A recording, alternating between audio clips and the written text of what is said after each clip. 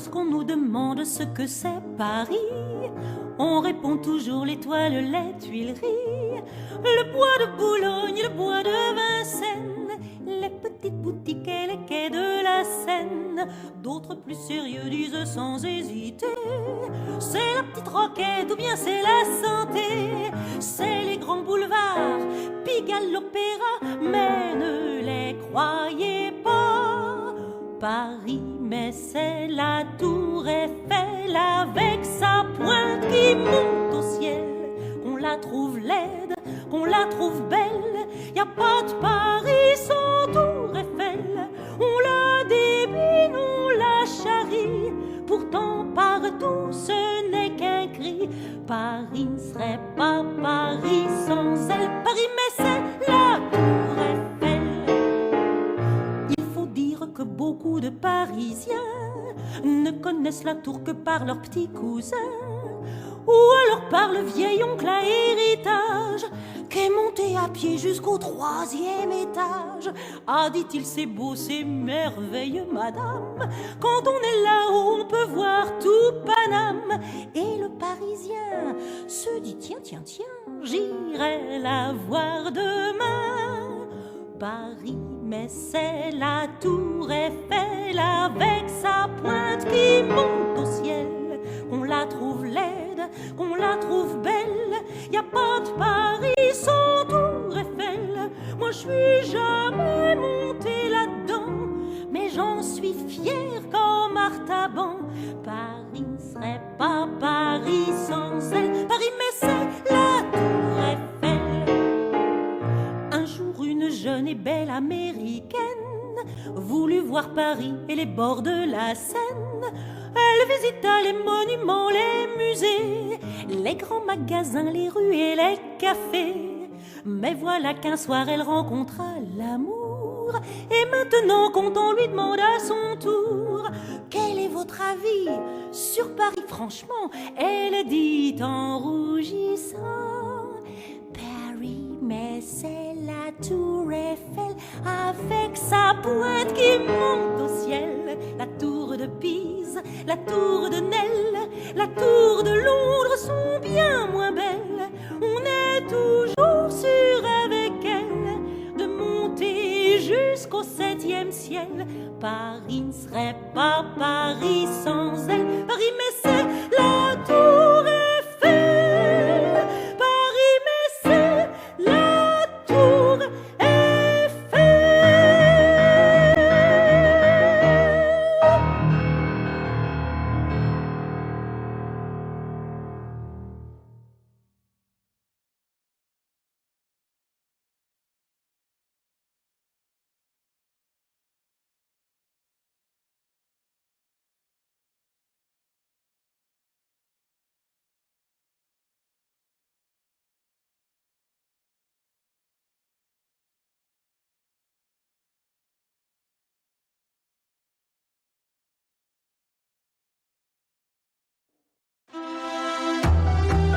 On de Latte raconte. Christophe Ondelatte. Voici l'histoire d'un homme qui a vendu 2 fois la tour Eiffel à des ferrailleurs. C'était dans les années 20, il ne s'est jamais fait passer. Son nom, Victor Lustig, le comte de Lustig, comme il aimait se faire appeler. Un escroc de très haut vol. Il a aussi inventé en 1926 une machine à reproduire les billets de banque, et quelques mois plus tard, il a même plumé Al Capone. Oui, monsieur. Voici l'histoire de Victor Lustig. Je l'ai écrite avec Tugdual de Dieu le veut. Réalisation, Céline Lebras. Europe 1, Christophe Ondelatte.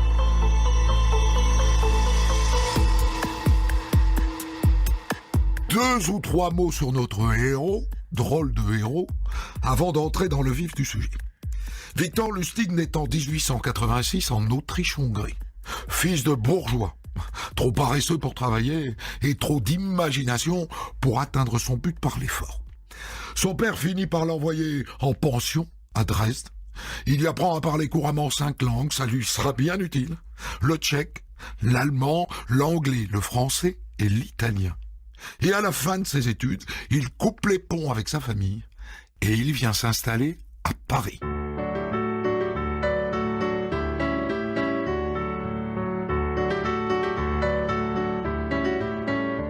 À Paris, Victor trouve assez vite un moyen de gagner sa vie. Le poker.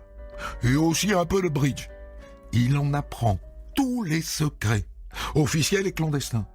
Et il apprend aussi le billard. Ça devient l'un des meilleurs joueurs amateurs de billard d'Europe. Ça aide toujours le billard pour s'immiscer dans les classes riches. Et quand il a fini, il cherche un terrain favorable pour exploiter ses dons. On est juste avant la Première Guerre mondiale et il a remarqué que dans la grande société, on fréquente beaucoup les traversées transatlantiques. Ces grands paquebots, véritables palaces flottants. Alors il a l'idée d'embarquer à bord pour plumer quelques millionnaires dans des parties de cartes.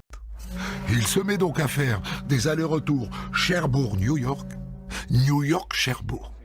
Cela vous plairait-il de faire une petite partie de cartes? Il est prudent. Il commence par perdre, puis il gagne gros, puis il regagne un peu, jusqu'à ce que l'autre, lassé, abandonne. Et à ce petit jeu, il gagne sa vie, mais sans plus. Au cours de sa 4e traversée, il s'aperçoit qu'un autre joueur professionnel opère sur le bateau. Très grand, très mince, habillé avec énormément de recherche et capable de parler de n'importe quel sujet avec aisance. Il met du temps, mais il finit par remarquer que l'autre escamote les cartes discrètement. Et du coup, il le voit toujours gagner. « Je suis confus, messieurs. Mais peut-être pourrions-nous rejouer demain, afin que vous ayez l'opportunité de regagner votre argent. » Et le lendemain, l'autre perd encore. Alors un jour, sur le pont du paquebot, Victor va le voir. « Victor Lustig, enchanté. Comment vous appelez-vous ?»« Nicky Arnstein. Très heureux de faire votre connaissance. » Et appuyé au bastingage, Arnstein lui donne une leçon de psychologie humaine. Une leçon que Victor n'oubliera jamais et qui va déterminer toute sa carrière future. Vous voyez, c'est très facile de repérer le pigeon. Il est riche, en général nouveau riche. Il possède tout ce dont il avait rêvé. Mais il trouve la vie monotone. Et donc il cherche quelque chose qui l'excite, qui lui donne le frisson. Il a besoin de danger. Mais vous ne pouvez pas aller le voir et lui dire « Alors mon vieux, on fait une partie tous les deux ». Il aura l'impression que vous voulez lui forcer la main. Il faut toujours laisser l'initiative au pigeon. C'est lui qui doit vous proposer de jouer. Et vous devez résister, jusqu'à ce qu'il insiste. Vous voulez que je vous fasse une petite démonstration? Au bar, Arnstein croise un certain Henry Dixon. Et comme il l'a dit, il le laisse venir. « Bonjour, monsieur. Jouez-vous aux cartes ?»« Oui. »« Et si nous faisions une petite partie ?»« Non, monsieur, non. Je veux rester votre ami, vous comprenez ? Oh, vous n'avez strictement aucune chance de gagner contre moi. » Et il le plante là. Et va rejoindre son nouvel ami Victor Lustig. « Vous avez été beaucoup trop loin, enfin. Il ne jouera jamais avec vous. » Vous sous-estimez son appétit du risque, Victor. Il jouera si je ne le bouscule pas.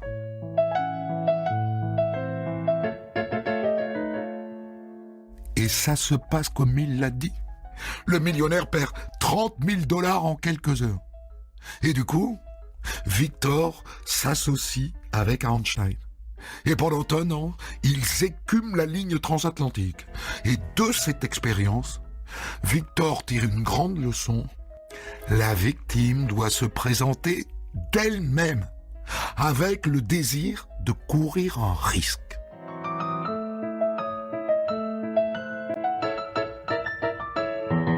Là-dessus arrive la guerre de 14. Victor Lustig est contraint de faire une pause. Il attend la fin de l'orage à Paris, et à la fin de la guerre, il va s'installer aux États-Unis, puis au Canada. Et là, il débute une carrière d'escroc de haut vol. Il plume des banquiers, il monte une arnaque aux courses de chevaux, et puis en 1925, il décide de rentrer en France. Et il arrive à Paris avec un certain Dan Collins, dit le Dandy. Il dit que c'est son secrétaire particulier. 36 arrestations et 5 condamnations. Joli palmarès pour un secrétaire. Désormais, Victor se fait appeler Monsieur le Comte de Lustig. Et tous les deux s'installent à l'hôtel Crillon. Et les voilà attablés à la terrasse d'un café des Champs-Élysées. Hé Victor, si on commençait à travailler, il est où notre pigeon? Qui est-il? Que fait-il? Je ne sais pas encore qui il est, mais je sais ce qu'il fait, figure-toi. Il travaille dans la récupération des métaux. La récupération des métaux. Et pourquoi donc? Eh bien, parce que nous allons lui vendre la Tour Eiffel, mon ami. La Tour Eiffel? Mais t'es fou, Victor? Pas du tout. Lis donc cet article dans le journal. Il lui tend le journal. Il y est écrit que la Tour Eiffel est en très mauvais état, que les travaux pour la réparer coûteraient très cher, et que la ville de Paris songe à la démolir. Vous voyez, mon ami, la presse a fait pour nous le travail d'approche.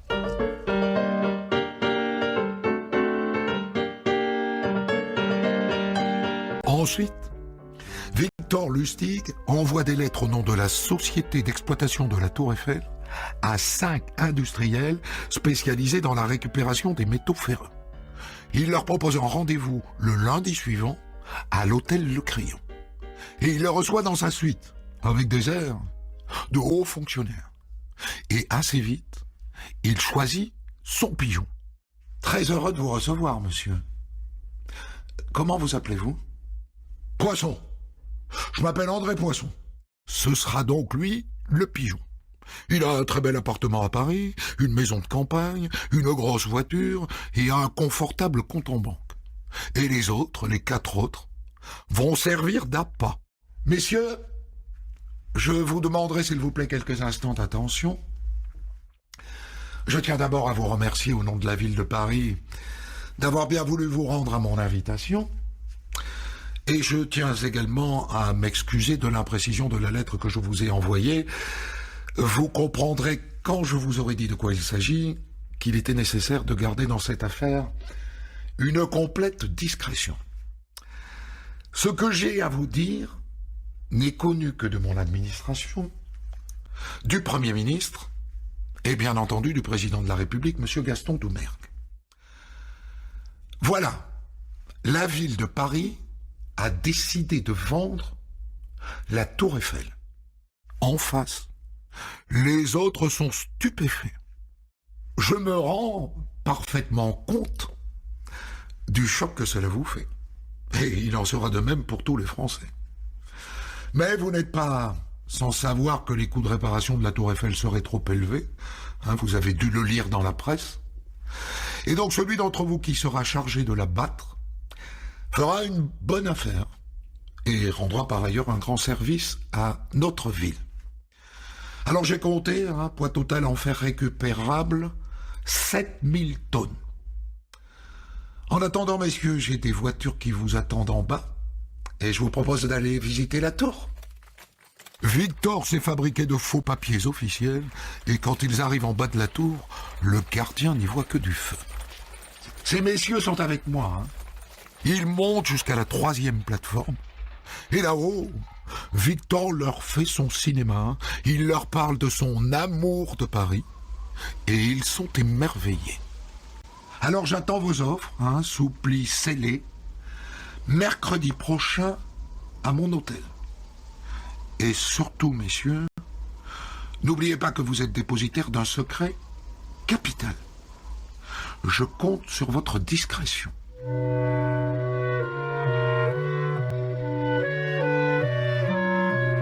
Les offres arrivent comme prévu le mercredi, et le lendemain, Victor annonce au sieur Poisson qu'il a été retenu. Il l'a choisi parce qu'il est provincial, et qu'il est avide de revanche. Eh bien, laissez-moi quelques jours pour réunir les fonds, parce que dans cette affaire, je vais devoir hypothéquer ma ville. Pas de problème, cher monsieur. Revoyons-nous mardi. Hein? Vous viendrez avec un chèque certifié sur lequel je vous demande de ne pas inscrire le nom du bénéficiaire. C'est afin de garantir toute la discrétion nécessaire, vous comprenez.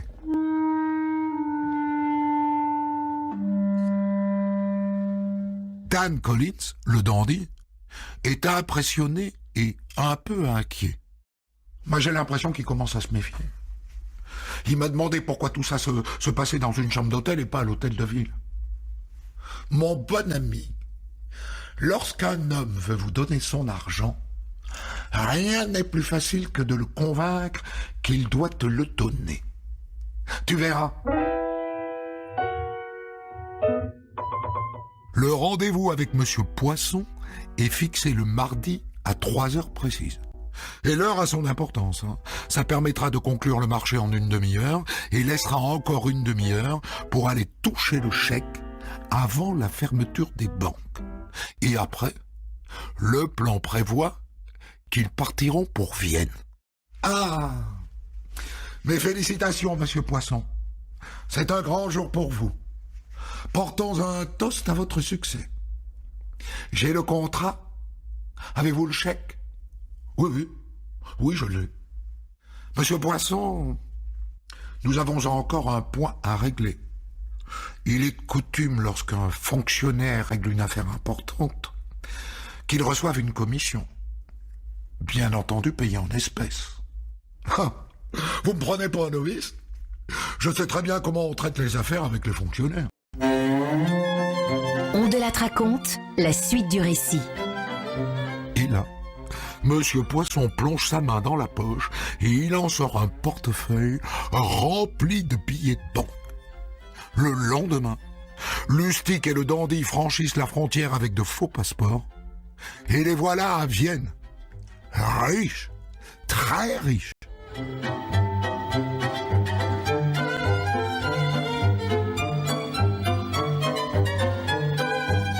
À Vienne, tous les jours, Lustig et le dandy lisent les journaux français. Pas une ligne sur leur joli coup. Quand Poisson a appris la vérité, il a dû craindre de devenir la risée de tout Paris. Il a préféré garder son secret plutôt que d'être humilié. Voilà tout. Allez, mon ami. On va refaire nos bagages. On repart pour Paris. Pour Paris? Mais pourquoi faire? Eh bien, nous allons revendre la Tour Eiffel, mon ami.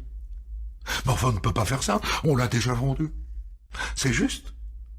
Mais puisque Monsieur Poisson n'en a pas pris possession, elle est toujours à nous. Et c'est ce qu'ils font. Ils retournent à Paris, ils vendent une seconde fois la Tour Eiffel, mais cette fois leur victime fait un scandale. Ils doivent s'arrêter là. Victor reste en Europe, le temps de dépenser les derniers boulons de la Tour Eiffel. Et avec ce don qu'il a, de renifler l'odeur de l'argent, il se dit, il faut que j'aille en Floride. Car en 1925, la Floride est en plein boom. En 5 ans, Miami est passé de 30 000 à 150 000 habitants. Il paraît qu'à Miami, il y a tellement de pigeons qu'on ne sait plus où donner de la tête. Il faut les chasser comme des moustiques.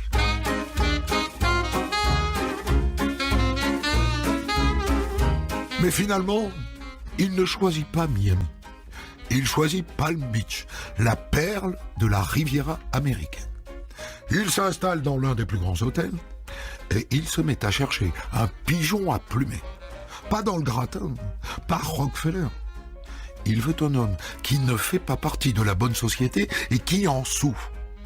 Il ne le choisit qu'au début de la 2e semaine, quand il voit arriver sur un yacht de 12 mètres, avec un blazer bleu et des boutons dorés, un certain Herman Lawler. Il est propriétaire dans le New Jersey d'une usine de pièces automobiles. Il commence par l'observer de loin, lui, sa femme très quelconque et sa fille grassouillette. Il voit bien qu'ils ont du mal à s'insinuer dans la bonne société de Palm Beach. Lustig attend qu'il ait atteint le fond du découragement, et un jour, alors qu'il est en train d'acheter des cigares dans le hall de l'hôtel, il s'approche et engage la conversation. Nous ne nous sommes pas présentés. Je suis Herman Lawler. Enchanté, monsieur. Très heureux aussi, monsieur, je suis le comte Lustig. Comte? Oh, ben ça alors, ça va bouger un coin. Quand ma femme et ma fille apprendront que j'ai rencontré un vrai comte, elles vont en être soufflées. Je serai en tout cas très content que vous puissiez venir boire un verre à mon appartement cet après-midi. Ce sera avec le plus grand plaisir, cher monsieur. Le petit cocktail se déroule à merveille. Je possède, voyez-vous, une maison à Londres, une villa sur la Côte d'Azur, j'ai un appartement à Manhattan aussi, puis une suite réservée en permanence à l'hôtel Bristol à Paris et une autre au Grand Hôtel de Rome.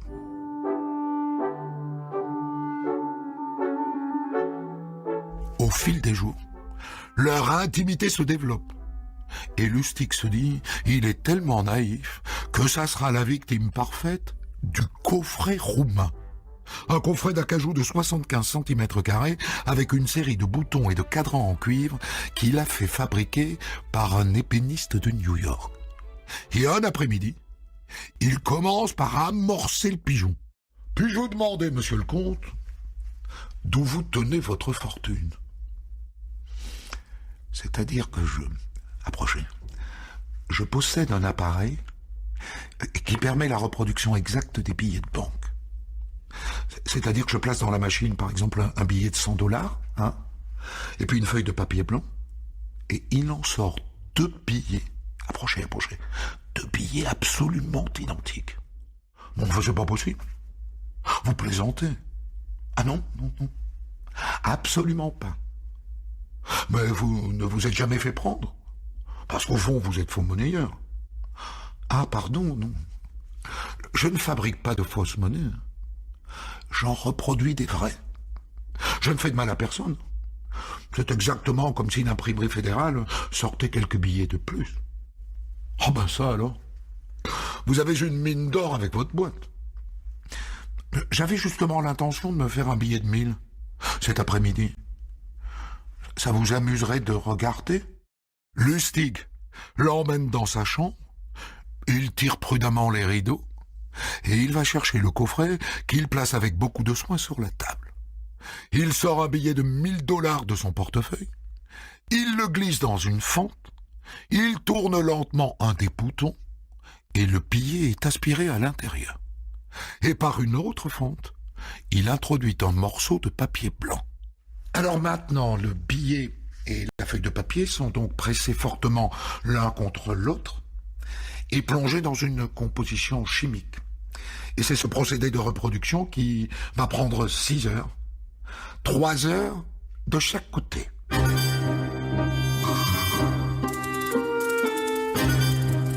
3 heures plus tard, ils reviennent dans la chambre, il actionne un des cadrans qui est censé retourner les billets. Et ils attendent encore 3 heures. Lustig manipule encore quelques boutons, et là, 2 billets de $1000 humides sortent du coffret. Le deuxième, bien sûr, était dans la machine depuis le début. Les 2 billets ont des numéros de série absolument semblables, à l'exception d'un 3 qui a été transformé en 8 par un expert. Pourquoi est-ce que vous n'iriez pas le faire examiner à la banque, mon cher Herman? Faites donc, je ne m'en sentirai nullement blessé. Vous verrez ainsi que ce n'est pas de la fausse monnaie. Et Lawler va à la banque, et le caissier valide le billet. Dites-moi, monsieur le comte, c'est la seule machine qui existe? Bien entendu. Mais j'en connais toutes les caractéristiques. Vous voulez dire que vous pourriez en refaire une autre? L'idée ne m'en est jamais venue, mais je crois que ça serait possible. Alors vendez-moi celle-là. Je vous en offre $25 000. Le lendemain, Lawler apporte les 25 000. Lustig lui remet le coffret avec un mode d'emploi détaillé. À partir de maintenant, il a 6 heures pour disparaître.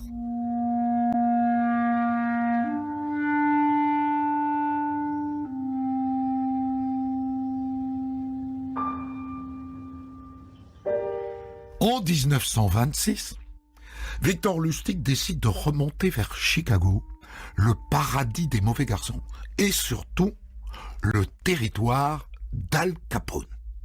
Il est fasciné par le bonhomme. Et il veut l'escroquer lui aussi. Pas pour l'argent, pour le jeu, par orgueil. Et le voilà donc devant l'hôtel Hawthorne, le quartier général d'Al Capone. Il le voit sortir, gras, dans un veston croisé avec un énorme cigare au bout des lèvres. Victor, bien sûr, a belle allure, une allure de comte, élégant. Et il va voir un lieutenant de Capone. « Dites-moi, monsieur, je désirerais voir monsieur Capone. »« C'est pourquoi ? Question privée. Dites-lui simplement que le comte Victor Lustig souhaiterait être reçu, au moment qui lui conviendra. » Une demi-heure plus tard, on lui annonce que Capone le recevra lundi prochain, à 2h de l'après-midi. Après avoir été fouillé 2 fois, Lustig se retrouve face à Al Capone. 2 hommes qui ignorent tout de la pitié et de l'amour. « Alors, qu'est-ce que je peux faire pour vous, monsieur le comte ? Eh bien, j'ai une proposition à vous faire, monsieur Capone. Si vous me confiez de l'argent, je m'engage à vous rendre le double en 2 mois. Ah. Combien voulez-vous ? J'ai besoin de 50 000 $. Et donc, dans 2 mois, vous aurez 100 000. Capone ouvre un tiroir de son bureau et il en tire une liasse de billets de 1000. 48, 49, 50, voilà. Et ne jetez pas la jambe à la fenêtre, hein. Quand je fais une affaire, je ne plaisante pas. Et là, Capone appuie sur un bouton, un panneau de bois glisse derrière lui, et apparaît une mitraillette sur un trépied, pointée directement sur la chaise du visiteur. Lustig ressort de l'hôtel avec les 50 000 $ de Capone dans sa poche. Il a 2 mois pour faire doubler ce capital.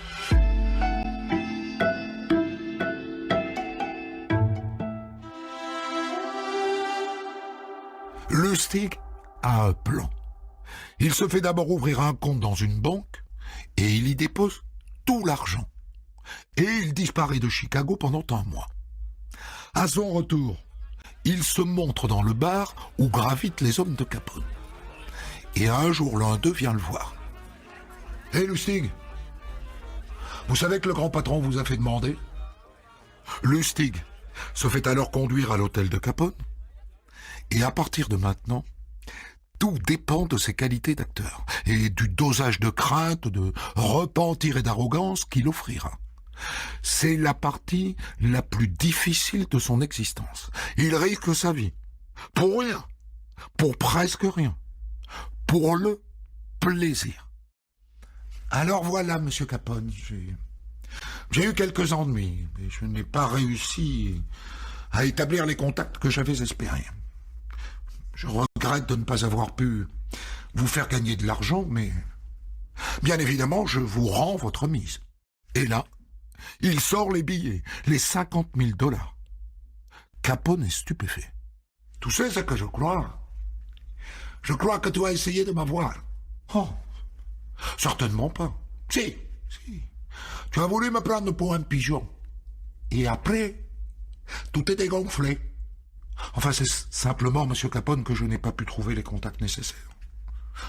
Je suis navré que les choses aient tourné ainsi, monsieur Capone. Peut-être aurons-nous l'occasion de retravailler ensemble. Mais plus tard. » Et là, Lustig se lève et il va vers la porte. « Une minute, Conte. Tu es fauché ?» Ma situation financière, monsieur Capone, n'est pas brillante. Il est vrai. « Eh bien, tiens, voilà 5 000 $. » Et voilà comment Victor Lustig a plumé 5 000 $ à Al Capone, qui s'est fait avoir comme un vulgaire imbécile.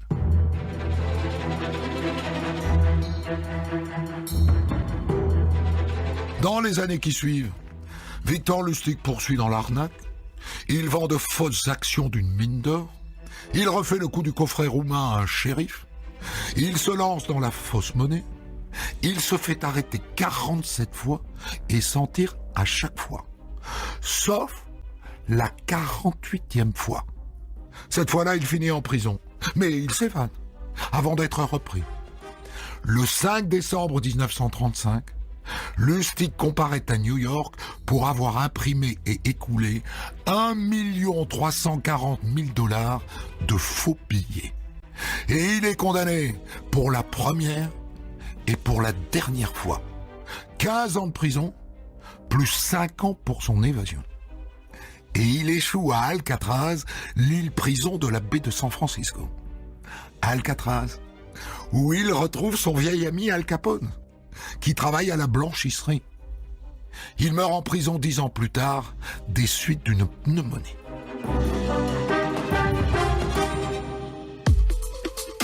Des centaines d'histoires disponibles sur vos plateformes d'écoute et sur europe1.fr.